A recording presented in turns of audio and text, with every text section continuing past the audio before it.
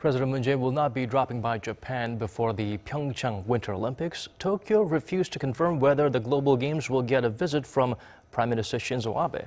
The main reasons for their stance is the ongoing review of a landmark deal on Japan's sexual enslavement of Korean women during wartime. Kwon Jang-ho explains further.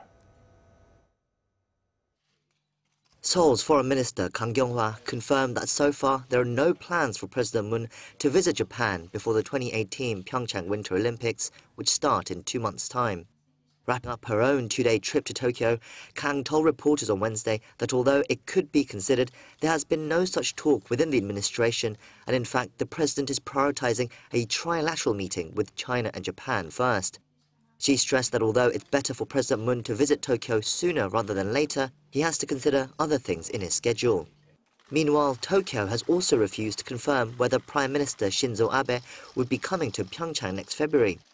President Moon invited Abe during a call in November, and Foreign Minister Kang extended that invitation when she met the Prime Minister on Tuesday, but on both occasions, Tokyo has said the invitation is being considered. What both parties seem to be waiting for is the results of a review on the landmark agreement that was reached between Seoul and Tokyo 2 years ago on the issue of Japan's sexual enslavement of Korean women during World War II.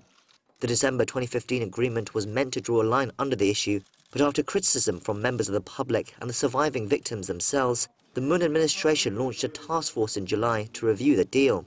Those results come out on December 27th and are expected to contain strong criticism on how the agreement was reached. Such a review is not likely to go down well in Tokyo, which has repeatedly said the deal is final and that Seoul should carry out its terms.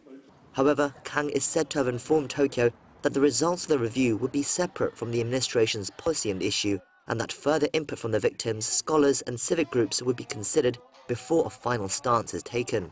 She also revealed that Seoul will inform Tokyo of the results before they are announced next week as a matter of, quote, diplomatic courtesy.